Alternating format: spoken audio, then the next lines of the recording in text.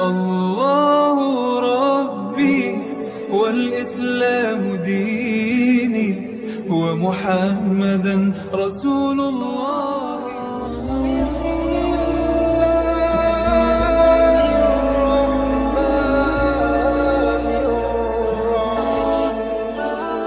وعلى رسول الله وعلى آله وصحبه وله ولا حول ولا قوة إلا بالله وأشهد أن لا إله إلا الله وحده لا شريك له وأشهد أن محمدا عبده ورسوله.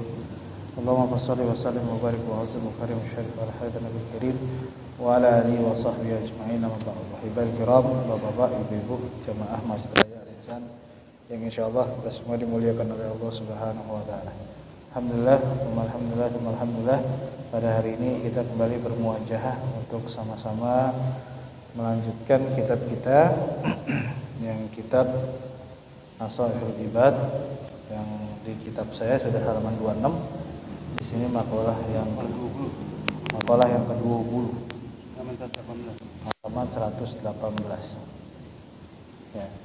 Nah, tapi seperti biasa Bapak Ibu, sebelum kita mulai forum ini, marilah sama-sama kita kirimkan Al-Fatihah, terutama untuk sanak famili kita, keluarga kita, orang tua kita, anak kita, istri kita, suami kita, tetangga-tetangga kita, guru-guru kita, para masyayikh, para kiai, para alim ulama, dan juga guru-guru kita dari tingkat TK, SD, SMP, SMA, kuliah. Jika mereka semua pada hari ini Allah telah wafatkan, agar Allah Subhanahu wa taala mengampuni dosa kita dan dosa mereka, menjadikan kubur mereka sebagai rawdah dari Jannatul Firdaus, amin.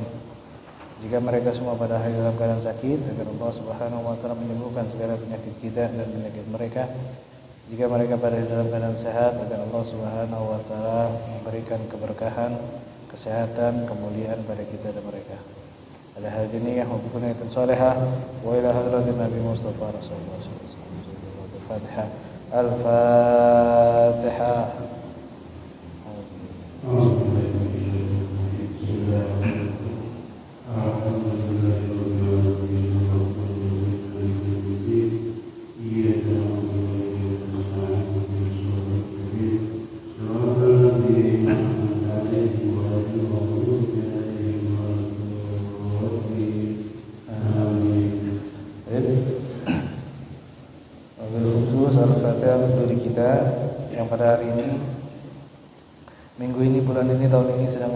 Agar Allah Subhanahu wa taala melancarkan segala urusan dunia akhirat kita, amin ya rabbal alamin. Alhamdulillah, dengan salihah wa al-Fatihah.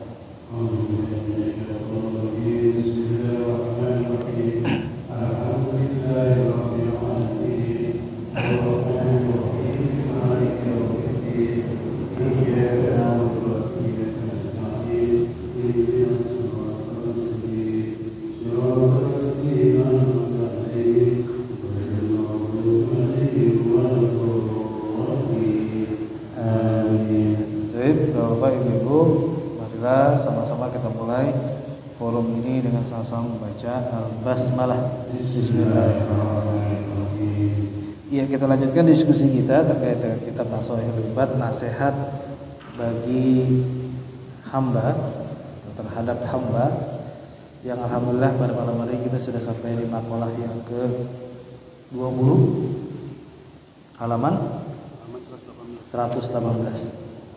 Ya. Jadi kita baca bismillahirrahmanirrahim.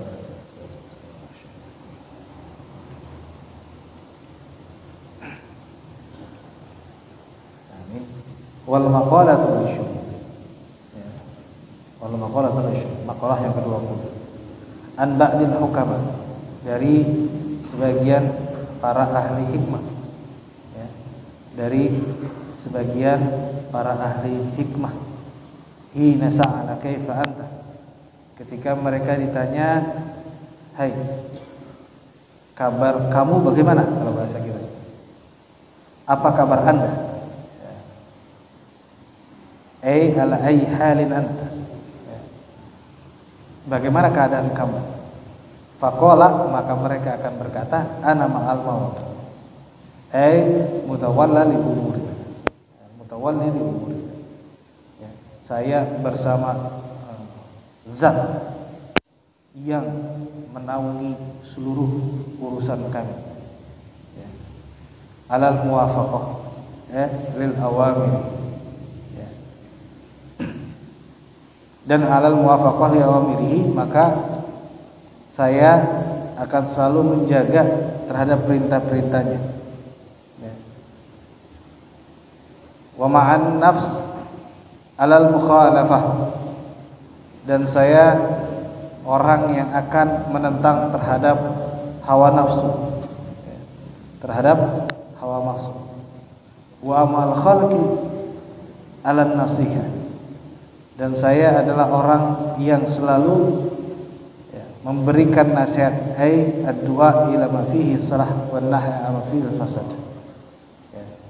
Yaitu mengajak kepada kebaikan dan melarang atau mencegah orang dari sesuatu yang fasad. Ma'ad dunya ala dururah al hajah al lazimah allati la madfa'nya, dan kepada dunia al dururah dalam keadaan secukupnya, sewajarnya, ya. Hajat dunia itu hanya secukupnya dan sewajarnya, ya. Bapak Ibu yang saya hormati, makalah ini sangat dalam bagi kita. Tentu yang berucap ini adalah para ahli hikmah, ya. Ketika seseorang menanyakan kepada mereka tentang bagaimana keadaan kamu, bagaimana keadaan Anda, ya. Orang itu kalau ahli hikmah akan bertanya, menjawab. Yang pertama dijawab adalah, ya, faqala ana ma'al maula, saya bersama maula li umuri, ya, saya bersama zat yang menaungi segala macam bentuk urusan saya atau urusan kami. Wa 'alal muwafaqah, saya selalu menjalankan perintah-perintahnya. Wa ma'an nafsil mukhalafah, dan saya selalu kepada nafsu itu orang yang menentang. Artinya saya orang yang menentang kepada nafsu, ya. Wa amal khalq ala nasihah, ya. Dan saya kepada makhluk saya selalu memberikan nasihat, ya. Nasihat tentang apa? Tentang dua perkara, tentang memberikan kebaikan, mengajarkan kebaikan, memberitahukan kebaikan, dan juga memberitahukan kepada hal yang dilarang. Wan nahy amma fihi al-fasad. Kenapa? Karena yang dilarang itu pasti mengandung kerusakan. Kami ulangi, yang dilarang itu karena mengandung kerusakan, ya. Wa ma'ad dunya ay mata'iha ala darurah, tetapi kami kepada urusan dunia hanya sebatas darurah, hanya sebatas kebutuhan saja, biqadril hajah, ya. Kita akan menjelaskan Pak Haji. Ini dari makalah ini. Sebenarnya makalah ini sangat simpel. Artinya kalau kita baca dari susunan makalah ini, kita bisa melihat ada hal yang perlu kita reveal, kita ungkap sehingga kita bisa lihat. Karena makna dari setiap kata itu memiliki pemahaman yang berbeda tergantung dari orang yang memahaminya itu. Saya ulangi, makna itu akan berbeda tergantung dari orang yang memahami itu, atau bahasa kasarnya Pak Haji, tergantung daripada intelektual orang tersebut. Begini contohnya, dalam tafsir ulama itu menafsirkan banyak bentuk. Oke, kita tidak berbicara terkait dengan ulama, kita berbicara kepada orang yang awam saja. Artinya orang awam dalam memahami, bukan menafsirkan, memahami ayat. Contoh simpelnya begini Pak Haji, a'udzubillah wa qatiluhum haitsu yuqatilunakum. perangilah mereka sebagaimana mereka memerangi kalian. Saya ulangi, artinya perangi mereka sebagaimana kalian memerangi atau mereka memerangi kalian. Kalau orang kita bagi menjadi 3 kelompok. Yang pertama the surface, orang yang di permukaan. Lalu ada yang di tengah dan orang yang ada di core atau inti bagian dalam. Contoh simpelnya kita bagi 3 kelompok. Yang pertama orang yang di surface, orang yang di permukaan. Dia akan memahami wa qatiluhum haitsu yuqatilunakum, bahwa ini adalah ayat yang memerintahkan umat Islam untuk berperang apapun keadaannya. Saya ulangi, ayat ini memerintahkan orang Islam untuk berperang atau memerangi apapun keadaannya. Ini orang yang di permukaan memahami. Ya. Orang yang di tengah atau lebih dalam lagi, dia akan memahami ada konteks kata yang menunjukkan haitsu yuqatilunakum, sebagaimana mereka memerangi kalian. Maka orang yang kedua, di lapisan bawah yang kedua, dia akan memahami kalau kamu diperangi, perangi. Kalau kamu dilempar batu, lempar batu. Kalau kamu ditampar, tampar lagi. Bahasa gitu. Ini orang yang kedua. Oke. Lalu ada orang yang ketiga. Ini yang sedikit dalam atau orang yang lebih dalam. Dia akan memahami berbeda. Ayatnya sama tapi memahami beda. Wa qatiluhum haitsu yuqatilunakum ma'ulah. Perangi mereka sebagaimana mereka memerangi kalian. Yang dipahami dari orang yang ketiga adalah self defense. Self defense artinya apa? Menegakkan atau membela diri. Padahal ayatnya satu, Pak. Pemahamannya berbeda. Itu pun begitu juga pada teks-teks pada naskah ini atau pada makalah ini. Makalah ini kalau kita baca selintas itu akan terlihat tergantung kita memahami apakah kita bagian orang yang layer pertama, lapisan yang pertama, atau lapisan ke bawah yang kedua, atau lapisan yang bawah lagi adalah lapisan yang ketiga. Tentu kalau yang berbicara adalah para ahli hikmah, mereka berbicara banyak sekali kata-kata yang tersirat yang mungkin seperti kita Pak Haji orang awam sulit untuk memahami kedalaman makna tadi. Ya contohnya tadi, yang simpelnya, contoh simpelnya seperti itu. Yang pertama, para ahli hikmah berkata, ana ma'al maula. Artinya apa? Artinya saya bersama zat yang mengatur urusan saya. Artinya kalau kita pahami dari 3 bentuk orang tadi, yang dimaksud adalah saya hidup atau saya menjalani kehidupan itu selalu mengingat bahwa segala macam bentuk yang ada di dunia itu merupakan ketetapan Allah Subhanahu wa taala. Itu sudah diatur sama Allah Subhanahu.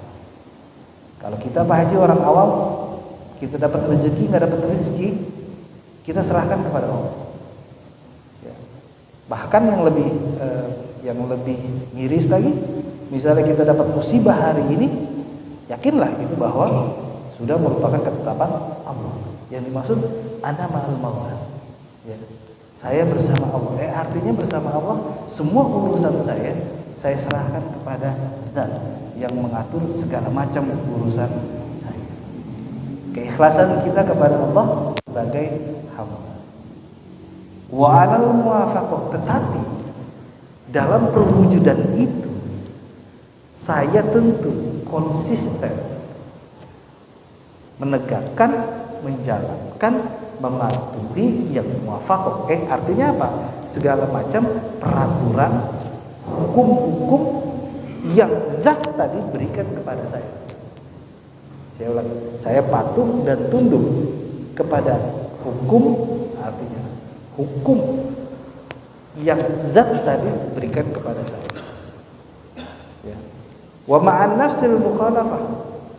Nah, sesuatu elemen yang Allah telah ciptakan pada diri saya, yaitu fitrah. Nafsu itu merupakan fitrah, dalam artian itu memang Allah ciptakan bagian daripada diri kita.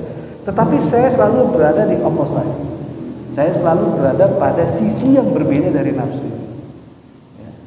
Saya selalu berada pada sisi yang berbeda dari nafsu itu. Bahkan saya pernah ungkapkan Pak Haji, ya, dalam syair Arab seperti apa itu nafsu. Ya. Nafsu itu inna nafsa qatil in syabtahu ala hubbi ghadab wa idahtihu yanfati. Sesungguhnya nafsu kita itu Pak Haji bagaikan anak yang sedang menyusui. Saya ulang, anak yang sedang menyusui, bukan menyusui, yang sedang menyusui. Ya. Ketika menyusui itu tidak disudahkan, maka bisa dipastikan anak akan terus menyusui. Begitupun nafsu kita. Jika nafsu kita terus kita pelihara, maka tentu nafsu itu akan meminta lagi. Simpelnya begini Pak Haji.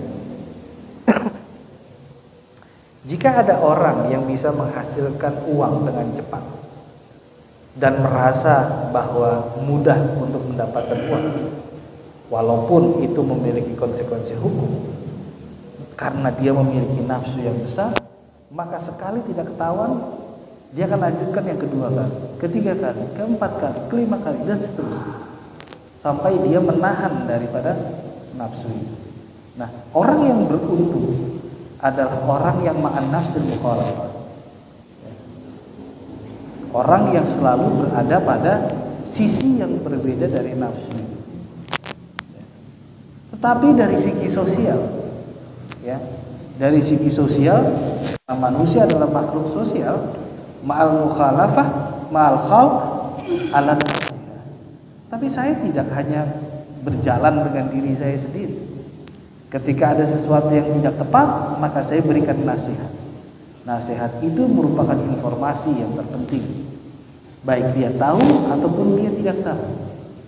Ya. Tetapi yang dimaksud di sini adalah nasihat, informasi yang kalau dengannya maka orang itu bisa saja berbuat kebaikan, atau informasi yang dengannya bisa saja orang itu meninggalkan segala sesuatu yang dilarang. Kenapa dilarang? Karena yang dilarang itu pasti rusak atau sesuatu yang merusak. Saya ulang, yang dilarang adalah sesuatu yang dirusak atau sesuatu yang merusak. Saya punya pengalaman begini Pak Haji. Ada teman saya dalam artian memiliki pemahaman yang berbeda. Saya katakan bahwa agama itu sebenarnya batasan. Ya, agama itu batasan. Bahkan kita mengucapkan batasan itu berkali-kali dalam sholat kita. Ihdinas shiratal mustaqim. Jalan yang lurus. Jalan berarti ada tepian yang bisa, yang terbatasi. Sisi kanan jurang, sisi kiri jurang. Artinya jalan yang lurus. Nah, jika batasan itu tidak ada, maka dalam hal ini kita bisa pahami agama itu tidak ada. Kalau agama itu tidak ada, maka hukum pun tidak ada. Ya. Jadi kalau ada orang yang hidup tanpa hukum dalam hal ini, atau orang yang hidup tanpa batasan, maka bisa dipastikan dia tidak memiliki agama. Karena agama itu setidaknya memberikan sesuatu larangan, informasi terhadap larangan yang diketahui ataupun yang tidak diketahui bahwa itu memiliki potensi besar untuk merusak. Ya, memiliki potensi besar untuk merusak. Wa ma'ad dunya, ya, wa ma'ad dunya ini yang sulit, yaitu untuk dunia kita hanya sebatas hajat, kita sebatas hajat. Ini yang sangat sulit. Kenapa kita sulit? Karena kita hidup di dunia yang modern, yang penuh dengan ya media sosial dan sebagainya. Sulit kita hindari, Pak. Ya. Contohnya tetangga kita, ada tetangga kita beli kulkas baru, kita pengen. Beli mobil baru, pengen. Karena kita tidak bisa terlepas daripada informasi-informasi yang terus bertebaran misalnya di media sosial dan seterusnya. Tetapi orang hikmah itu menilainya beda. Pada satu sisi kita kita diminta untuk berinteraksi dengan masyarakat atau sosial, seperti halnya Ibnu Khaldun dalam mukadimahnya, dalam kitabnya Al-Muqaddimah di Ibnu Khaldun, beliau mengatakan bahwa manusia adalah makhluk sosial. Pada satu saat dan pasti manusia akan terus berinteraksi Pak Haji dengan yang lain. Satu sisi kita harus berinteraksi dengan sesama kita, tapi di satu sisi kita juga harus membatasi yang dikatakan nafsu tadi, yang dikatakan dunia tadi. Sehingga apa? Dunia bagi kita hanya sebatas hajat, sebatas keperluan saja, tidak berlebih-lebihan. Maka dalam Al-Quran jelas itu Pak Haji. A'udzubillahi minasyaitonir rajim. Bismillahirrahmanirrahim. Wa la tubadzziru tabdzira innal mubadzirina kanu min ikhwani syayatin. Dan janganlah kalian, terjemahannya seperti ini, janganlah kalian melakukan atau berbuat tabdzir, mubadzir bahasa ini. Sesungguhnya orang yang mubadzir adalah sahabatnya setan. Kenapa mubadzir sahabat setan?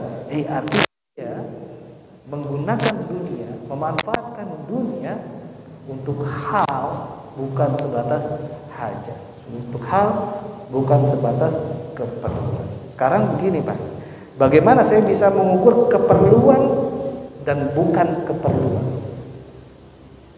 Saya ukur keperluan dan bukan keperluan.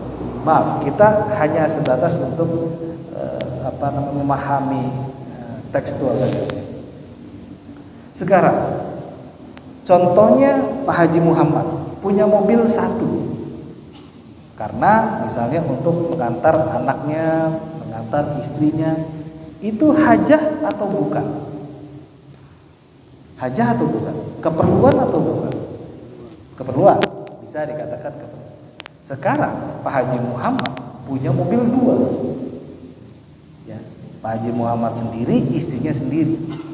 Ini hajah, keperluan atau pemborosan? Atau sesuatu di luar yang hajahnya tadi?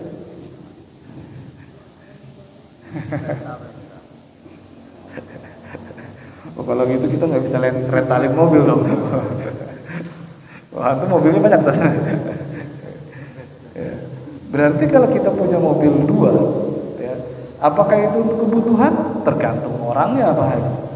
Ya, ada yang mengatakan bahwa itu masih sesuai kebutuhan. Masih sesuai kebutuhan. Iya, artinya apa? Variabel kebutuhan itu kita yang tahu. Nah sekarang kalau di garasinya itu mobil sampai lebih dari 2, apakah ini kebutuhan? Kita yang menjawab. Satu. Yang kedua, kita bisa makan Pak Haji sehari 3 kali maksimal. Tapi karena kita orang yang super segalanya, kita makan 4 kali 5 kali. Contoh simpelnya, kita bisa makan Pak Haji 50.000 kenyang, ya, 50 ya, kalau orang kita orang awam 50.000 kenyang. Tapi ada orang yang makan 1 juta itu nggak kenyang. Artinya apa? Oh enggak usah, beda kelas, silakan. Tetapi yang dimaksud adalah jika variabel penentunya atau batasannya adalah hajah kebutuhan manusia, orang yang makan 50.000 itu bisa hidup, dan orang yang makan 1 juta pun bisa hidup. Apakah yang 1 juta itu saya katakan boros? Enggak bisa juga. Karena tergantung kita menilainya apakah itu hajah atau tidak. Tetapi yang di luar hajah adalah sesuatu yang kita tidak butuhkan, tetapi membelinya atau mengusahakannya atau mendapatkan untuk hal yang di luar hajah. Contoh misalnya Pak Haji, handphonenya masih bagus, keluar handphone baru, ganti beli yang baru. Apakah ini hajah? Enggak. Misalnya, bukan berarti nggak boleh ganti handphone, bukan. Tapi apakah kita perlukan atau tidak? Nah ini orang sufi Pak Haji, ya, orang ahli hikmah. Kalau kita berbeda. Nah kembali lagi, kalau kita coba rekonstruksi, kita susun tadi argumentasi yang dibangun dari makalah ini. Yang pertama, orang yang merasa dunia itu cukup, Dan orang yang merasa dunia itu hanya sebatas hajat, maka dia bisa dan mungkin saja memberikan nasihat kepada orang lain. Nasihat dalam artian bukan menggurui, tetapi nasihat dalam ini adalah mengajak, bukan menggurui, tapi mengajak. Ketika dia bisa mengajak orang lain untuk melakukan kebaikan dan melarang orang lain untuk melakukan perbuatan yang tidak baik, maka adalah orang ini selalu berada pada posisi yang anin nafs atau ma'an nafs ala mukhalafah. Dia selalu berbeda dari sisi terhadap nafsunya. Orang ini sudah bisa menahan nafsu. Dan ketika orang yang bisa menahan hawa nafsu, dia bisa dipastikan adalah orang yang muwafaq.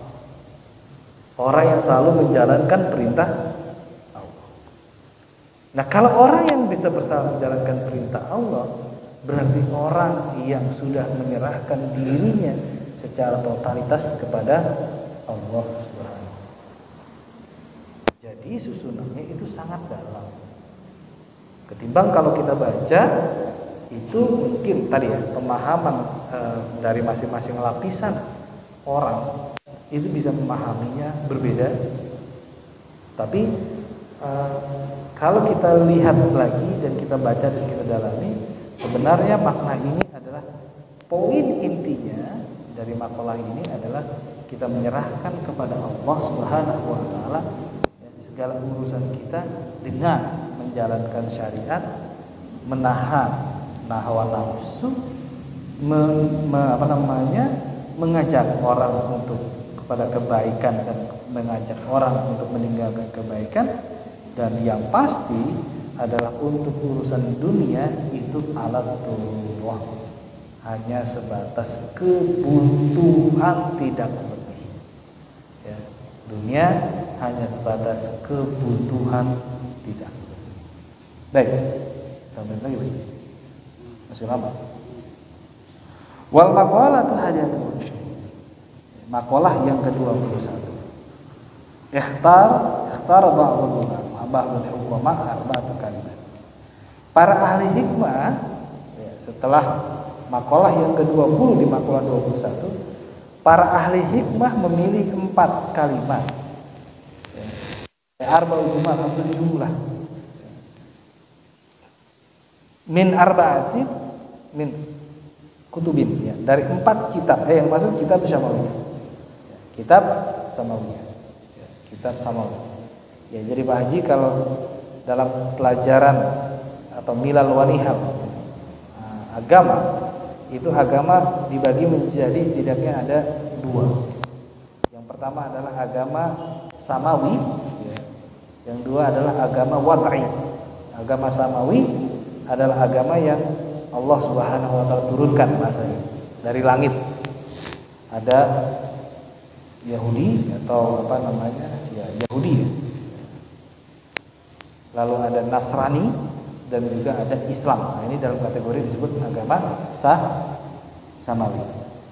Ada agama wad'i. Apa agama wad'i? Agama wad'i itu adalah agama yang ditetapkan. Ya, artinya manusia yang menetapkan. Ya. Itu berarti agama-agama selain agama samawi, itu kategorinya adalah agama wad'i atau agama yang ditetapkan atau yang dibuat oleh manusia. Min arba'ati kutub, ya, samawiyah, dari 4 kitab samawiyah. Minat Taurat, kata-kata yang diambil para hukama al-hikmah dari kitab Taurat, ya. Ya. Min ridha bima ata Allah istaraha fi dunya wal akhirah. Man radiya bima ata Allah taala istaraha fi dunya wal akhirah. Ini dari Taurat. Barang siapa yang ridha dengan apa yang telah Allah berikan min rizki, dari rizki, ya. Istaraha, dia tenang di dunia wal akhirah, ya, tenang di dunia, tenang di akhirat. Ridho dengan Allah yang Allah berikan. Allah berikan kita hari ini 1.000 rupiah, alhamdulillah. Allah berikan hari ini kita 10.000, alhamdulillah. Allah berikan hari ini kita nggak diberikan apa-apa, alhamdulillah, ridho. Dan orang yang nggak ridho dengan apa yang telah Allah berikan pasti nggak tenang dunia akhirat. Contohnya misalnya gini, saya nggak punya duit nih hari ini. Kalau gitu saya korupsi saja. Kalau gitu saya menipu orang saja. Dunia pasti nggak tenang. Ada lembaga hukum atau ada institusi hukum, ada penegak hukum. Akhirat apa? Pasti akan ditanya, "Fulan, duitnya dari mana? Ente kasih siapa? Bagaimana ente gunakan?" Kalau semuanya bermasalah, masalah di dunia, masalah di akhirat. Saya ulangi, masalah di dunia, masalah di akhirat. Masalah di dunia ada penegak hukum. Masalah di akhirat ada hisab. Repot semuanya. Tapi kalau dengan ridho dengan apa yang telah Allah berikan, alhamdulillah ya Allah, hari ini saya dapat 1.000 rupiah. Tenang dunia akhirat, Pak. Enggak ada yang kita pikirin. Mau ditanya gimana orang duit kagak punya? Ya bulan kamu dapat duit 1.000 buat apa? Ya, buat beli teh botol aja udah habis, Pak. Beli teh tawar aja udah habis. Bagaimana saya pengen menggunakan di jalan yang enggak baik? Tenang. Ya. Makanya dalam hadis Nabi Muhammad SAW bersabda, meninggalkan wafatkan aku dalam keadaan fakir, miskin. Bangkitkan aku bersama orang-orang fakir. Karena orang tenang Pak Haji yang nggak punya terkait dengan urusan dunia. Ridho kepada apa yang telah Allah berikan kepada kita. Ya. Ustaz, saya nggak punya rumah, Ustaz. Saya nggak punya kendaraan. Ridho. Apakah Allah buta? Enggak. Allah nggak buta. Allah tahu kebutuhan kita. Dan Allah tahu kalau kita dikasih, mungkin kita tidak baik, makanya kita dipuji. Orang yang dipuji adalah orang yang disayang oleh Allah Subhanahu wa Ta'ala. Pasti. Ya, nggak ada orang yang disayang itu nggak akan dipuji. Semua para nabi dipuji. Semua orang soleh dipuji. Ya, nggak ada yang nggak dipuji. Bahkan orang yang mampu pun diuji dengan hartanya. Kalau kita mau ridho, kalau kita mau tenang urusan dunia akhirat, seperti dalam di Taurat, kalimat yang diambil dan dikutip oleh para ulama, ridho bima Allah. Ridho kita kepada urusan dunia akhirat. Wa minal Injil, dari Injil. Ya, dari Injil. Min hadmi syahwat man tarkal mustaqat an-nafs izz fi dunya wal akhirah.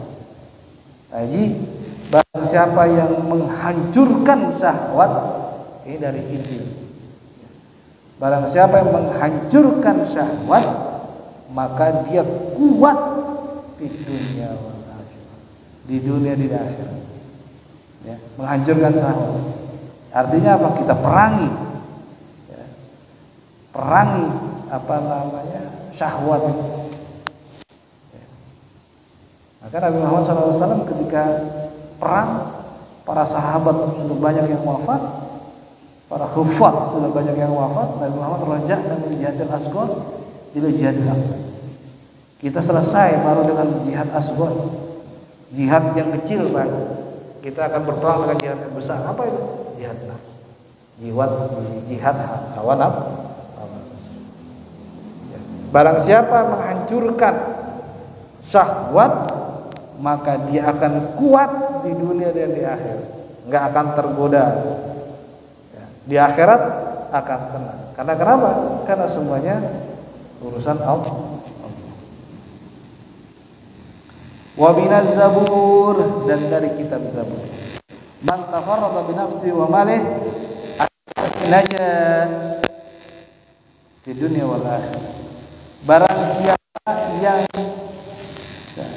tafarrad ya binafsi, barang siapa yang menyendiri dengan apa? Dengan dirinya, dengan apa? Dengan hartanya minan nas ya an-najat. Ada beberapa pemahaman dari makalah ini. Yang pertama adalah dia tidak mengungkapkan tentang dirinya dan tidak mengungkapkan tentang hartanya. Sulit kan? Sulit. Oh, saya baru beli mobil, saya baru beli rumah, saya beli motor, enggak. Dia diam saja. Oh, saya baru dapat jabatan, oh saya baru dapat ini, baru dapat ini. Ya, jadi ada orang yang menyendiri atau sudah ini jabatan ini memang ya sudah Allah yang berikan. Harta ini ya sudah memang Allah berikan. Untuk apa? Saya ungkapkan, saya informasikan ke orang lain. Karena itu tidak ada manfaatnya. Ya. Najah fi dunya wal akhirah. Selamat orang itu di dunia wal akhirah. Wa minal furqan, dan dari Al-Qur'an. Ya. Man hafazal lisan mimma la fa'idan fih wa mimma la ya'tad bih salamun khalasun minal afat fi dunya wal akhirah. Barang siapa Pak Haji yang menjaga lisan, ucapan ya, dari hal ungkapan ucapan yang enggak memiliki faedah, selamat Pak Haji di dunia dan di akhirat. Nah, baik, ini nanti masih ada keterangan ya. Nanti insya Allah akan kita bahas di minggu depan. Mungkin kita akan lanjutkan ke sesi tanya jawab dulu. Pak Haji, yang ada yang ingin tanyakan, kami persilakan. Ya,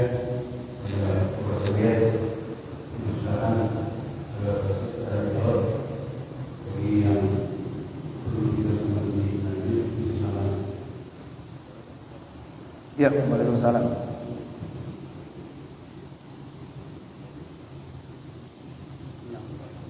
Waalaikumsalam.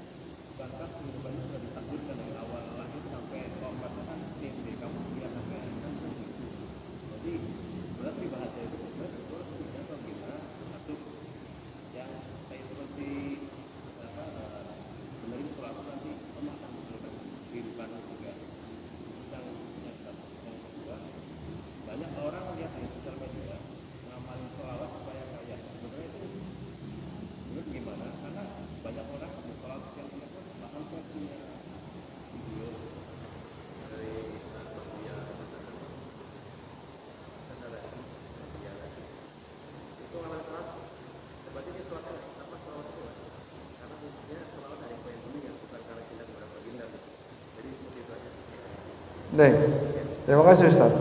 Ya, jadi ada orang yang membaca salawat tadi yang terakhir, membaca salawat untuk urusan dunia. Sebenarnya salawatnya untuk baginda Nabi Muhammad atau untuk dunia? Ya salawatnya untuk dunia. Ya, salawatnya untuk dunia. Kita zikir biar ya Fatah, ya Razak, ya Wahhab, ya Alim, sekian ribu. Untuk apa? Untuk mendekatkan diri kepada Allah? Enggak, untuk dapat dunia, Pak. Jadi kalau bahasa kasarnya itu hanya kamuflase untuk mendekatkan diri kepada Allah. Bohong, dia mendekatkan diri. Enggak, itu zikir untuk dunia. Untuk akhirat enggak ada. Orang yang zikir untuk orang akhirat, zikir untuk akhirat, dia enggak akan peduli Pak Haji dengan urusan dunia. Ada, ya mohon maaf, misalnya ada yang akhiratnya bagus, dunianya bagus. Sepertinya sulit Pak Haji yang seperti itu. Orang yang akhiratnya bagus biasanya dunianya itu nggak bagus, tapi cukup. Kan tadi saya bilang cukup. Alat doruro enggak cukup Pak Haji. Mau makan cukup, anak mau bayaran cukup, mau punya helikopter cukup gitu. Cukup Pak. Itu yang berkah. Artinya berkah bukan berarti kita nggak boleh punya. Ada beberapa kiai yang ngomong, Ustaz, kiai juga kan boleh naik Alphard. Oh boleh Pak Kiai. Siapa bilang kiai nggak boleh naik Alphard? Ya, itu hajah nggak Pak Kiai? Hajah juga. Ya silakan. Bukan berarti nggak boleh. Nah tapi biasanya Pak Haji, orang yang mengejar akhirat itu dikasih dunia nggak mau biasanya. Orang yang mengejar akhirat itu dikasih dunia nggak mau. Orang yang berkamuflase ngejar akhirat ketika dikasih dunia duluan, Pak. Biasanya gitu. Saya kan nggak tahu. Tapi kalau kita lihat guru-guru kita, kiai-kiai kita di kampung itu biasa, Pak. Biasa saja, nggak hidupnya nggak mencolok. Bagaimana dengan ustadz-ustadz yang sekarang ini? Saya no comment. Saya biasanya melihat guru-guru saya seperti itu. Karena orang yang ridho kepada Allah, ketetapan Allah itu dia nggak akan pernah mempermasalahkan urusan dunia. Tapi orang yang mempermasalahkan dunia selalu merasa kekurangan dalam hidup. Ya, udah punya mobil, pengen punya mobil yang lain. Gitu.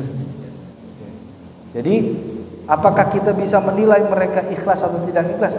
Nggak bisa. Karena itu urusannya Allah yang tahu dia ikhlas untuk dunia, dia ikhlas untuk Allah, itu enggak. Ya. Ada orang juga yang berzikir ya misalnya ya Allah, ya Fatah, ya Rozak, ya Wahab, ya Alim, misalnya gitu, untuk rizki sekian ribu. Tapi dia poinnya bukan untuk rizki, dia pengen untuk misalnya ngamalin gurunya, dia nggak tahu kenapa. Dia amalin aja, ya, dia amalin aja. Ya. Ada yang bilang baca Quran itu nanti rizki kebuka. Saya itu urusan Allah. Yang penting saya selama hidup minimal saya 1 juz 2 juz per hari udah cukup, nggak lebih.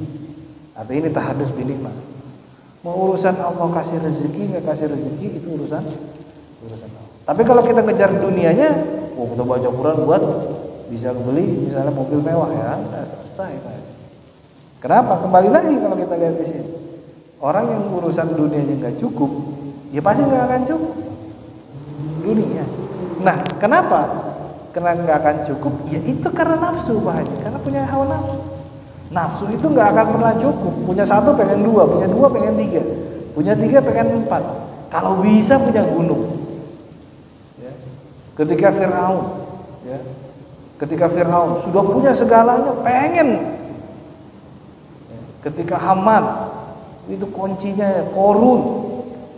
Pintunya aja itu susah dibawa kuncinya karena emas semua.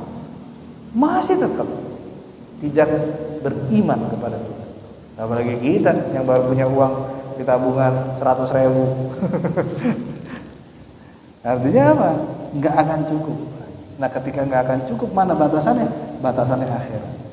Nah, apakah kita termasuk orang yang merugi atau yang untung? Tergantung daripada bagaimana kita memahami konteks kebutuhan dunia. Dunia hanya untuk sebutuhnya atau sekedarnya saja. Baik, itu saja ya yang bisa kita diskusikan dari 2 makalah atau 1,5 makalah ini. Insya Allah minggu depan akan kita lanjutkan kembali terkait dengan memang urusan dunia dan akhirat itu sulit, Pak Haji. Bahkan yang bisa memahami itu hanya penilaian apakah dia baik akhirat atau tidak. Kalau saya sendiri merasa itu adalah haknya masing-masing. Kalaupun Bapak Ibu pengen menilai orang lain, cukuplah dalam diri tanpa harus diungkapkan, karena kita tidak tahu hakikat yang dilakukan oleh orang tersebut. Apakah zikirnya karena Allah, untuk dunia dan sebagainya, karena kita nggak tahu, Pak. Karena kita manusia yang memiliki keterbatasan. Baik Bapak Ibu, inilah yang mungkin kita bisa diskusikan pada malam hari ini. Sebelum kita tutup, marilah sama-sama kita kirimkan Al-Fatihah atau kita bacakan Al-Fatihah untuk diri kita, wabil khusus untuk muhsinin muhsinat, ya, para pengurus masjid dan juga para donatur masjid dan seluruh masjid di dunia, agar kita tetap bisa diberikan kenikmatan oleh Allah Subhanahu wa taala, bisa mensyukuri nikmat Allah dan juga bisa menjadi orang yang memiliki kesempatan mungkin diberikan rezeki Allah untuk menjadi seperti mereka. Al-hadiniyah betul-betul salihah wa ila hadratin Nabi Mustafa Rasulullah sallallahu alaihi wasallam. Al-Fatihah. Al-Fatihah.